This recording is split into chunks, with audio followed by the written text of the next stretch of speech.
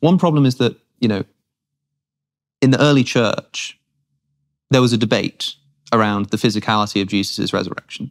Yes. So the canonical tradition ends up stipulating that Jesus physically resurrects, and you must believe that, otherwise you're a heretic. Yeah, and that's part of the Catholic particular emphasis on the divinity of the body, which has a real wisdom rather than a disembodied soul. But you also have like the Gnostic tradition, broadly speaking, the Gnostic tradition in early Christianity that's so popular that Valentinus nearly becomes the Bishop of Rome. He's nearly the Pope. Yeah. And there's I talked about this the other day, and I should have looked it up. I can't remember which church father it was that was telling the church community, the early church community, when you go to a new place, don't ask to be taken to the Christian church. Ask to be taken to the Catholic church, because otherwise you might end up in a Gnostic church. It was so popular. Right. And a lot of the Gnostic tradition says that the thing that's being gotten wrong is the idea that there was this literal resurrection. Right. No, the kingdom of God is here and now. The resurrection is inside of you, and you attain it through gnosis. I mean, the Gospel of Thomas, which is probably the most famous non-canonical gospel, and could have been written at the same time as like the Gospel of John. This is an early text. Doesn't even mention the resurrection. Doesn't mention a crucifixion. It's a list of sayings. Yeah. And the very form of that book, as one scholar whose name I've forgotten, unfortunately, has pointed out, of that collection shows that these people believed that the thing that's important is not what Jesus did, but what he said. The thing that's important is the knowledge, the thing that's important. Yeah, right.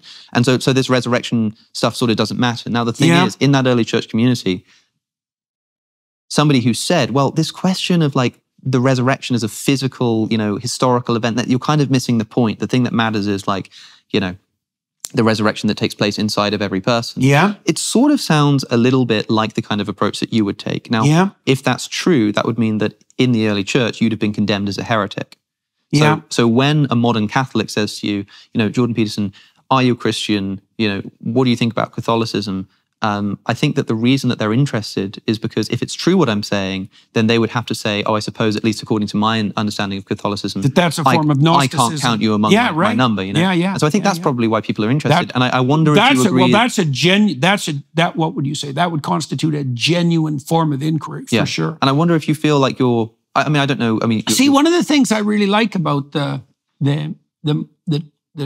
bodily tradition of the resurrection is that what it does that's so remarkable is that it doesn't desacralize the body.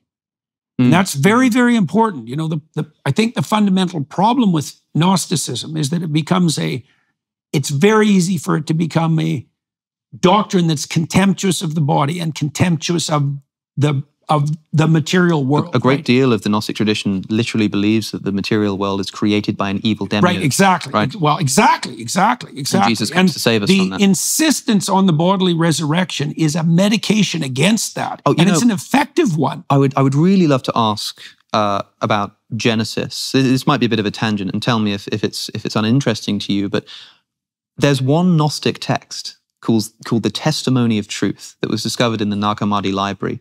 And this is buried probably around 300 AD. So it must be earlier than that. It's a fairly early text. And this text identifies the serpent in the Garden of Eden with Christ. And this is fascinating to me because when I read as a leader to illumination. Yes, exactly. Now when I read tradition that makes the serpent a higher god than the original God because he's the agent that calls to conscience. Yeah. Now, of course, the serpent. Yes. Now the serpent is never identified as Satan or the devil except by Christian tradition. It's just the serpent. Now, there's so much interesting about this. When I first read the Genesis, even the classic Christians often regarded the fall as the, what would you say, fateful but heaven-sent error that made the incarnation of Christ both possible and necessary. Sure. So, right? So it's very interesting because there's a gloss on that where even in traditional Christianity, it gives you Christ. That's right. Yeah, exactly. It gives you Christ. And Jesus at one point compares himself to a serpent in the Gospel of John, early in Oh, yes. He'll raise himself up, lifted up. like Moses lifts up the serpent. Insanely profound. See, that's one of the passages, actually. Sorry, I don't want to derail you from your tangent, but That's one of the passages that I've concentrated a lot in this new book that I've just finished, Yes. We Who Wrestle with God, because that equation that Christ manages with his identification with the serpent in the desert, that is so stunningly brilliant that I cannot possibly imagine how anyone could have thought it up. It's to identify him with the source of the poison, that to gaze upon, what would you say, redeemed the Israelites in the desert. It's so, there's so much in that it's really a kind of miracle. That serpent on the stake, that's Asclepius. It's the same symbol. Yeah, I think so. That just in itself is something stunning. There is something amazing there. I think, of course, well, obviously, I'm not going to go as far as saying that I can't imagine that was thought up. Maybe not by somebody. It's complicated with the Bible, of course.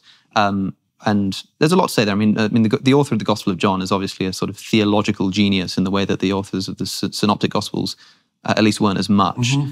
So it's believable to me that could be the case. But besides the point, because that's another complicated thing to talk about. But when I first, it wasn't the first time, but the first time I really tried to read the Genesis account of the Garden of Eden. And I was doing it in the service of sort of producing a video. I want to revisit the story, make sure I sort of understand it properly. I'm reading this text, and God says, you can eat of any of the trees, but not the tree of the knowledge of good and evil. And immediately you think to yourself, well, why not? Why wouldn't?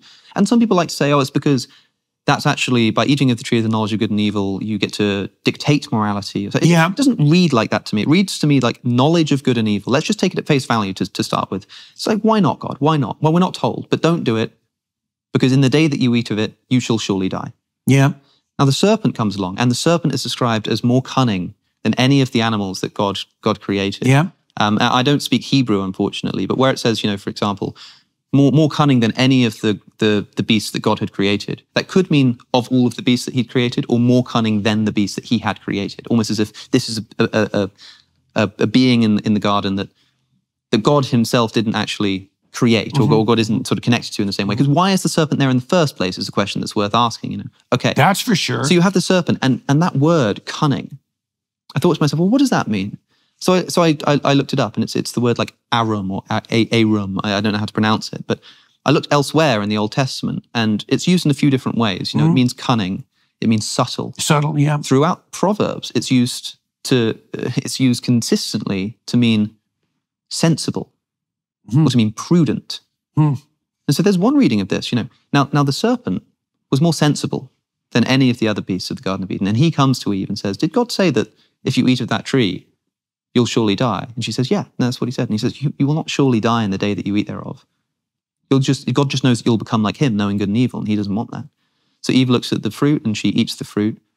And does she die in the day thereof? Well, again, a complicated question, but on face value, no. She doesn't die. She gives them to Adam, he doesn't die.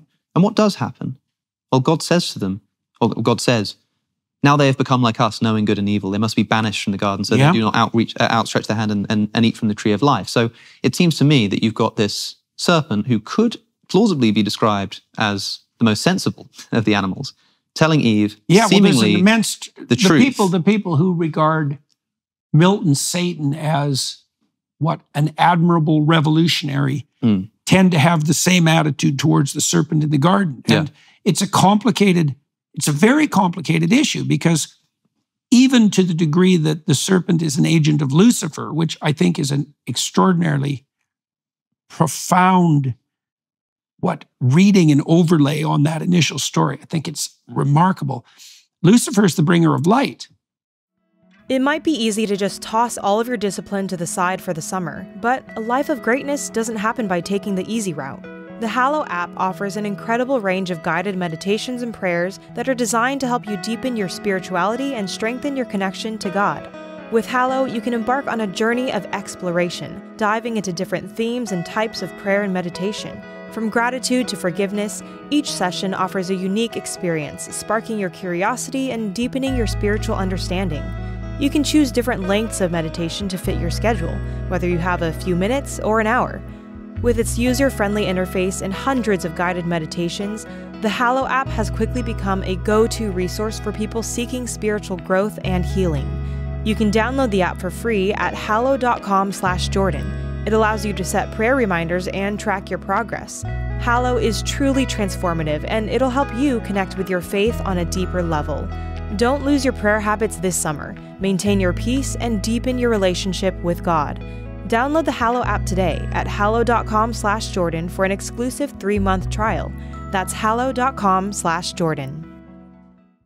Right? Yeah, the spirit of enlightenment. Jesus himself is referred to as Lucifer at one point in the gospel, which is quite a fascinating side note. I guess the question is, like, illumination to what end? I do think that the interpretation that you rejected with regard to the consumption of the fruit of the knowledge of the tree of good and evil is moral presumption. It's the sin that Nietzsche suggests to everyone as the medication for the death of God. We have to define our own values. Yeah. It's like, no, we can't. But it's knowledge of good and evil, you know. But it's more than that. It's the consumption of the essence of moral knowledge itself. It sounds to me that, like, I can never, contradict an exegesis. So like that might be the case. But if I read this text naturally, if I just say, well, like, how does this naturally read to me? Yeah. It reads to me like you have, and that's why I brought it up, because you consider this Gnostic tradition, right? The evil demiurgic creator of the universe. And like you have, and the author of the Testimony of Truth says, what God is this? What God is this? That firstly, condemns man for wanting to eat of the tree of the knowledge of good and evil, and secondly, lies to him about what's going to happen when he does, and recognizes, and we're missing like 50% of the text. Like it's ripped to shred. These Gnostic texts, it's fascinating. Yeah. I think the Gospel of Judas spent about 30 years in a safety deposit box in New York City and he destroyed the whole thing. It's a fascinating story. But so we don't know for sure, but there's a point where it seems to identify this serpent with Christ, with Jesus. And reading that, I'm like, that makes a lot of sense to me on a surface reading of Genesis. The ambivalence about the human rise to self-consciousness, right? Is that a good, or is that something good or something evil? Well, because why does God then say, now they've become like us, knowing good and evil, they must not be allowed, we must banish them, lest they reach out their hand and eat from the tree of life?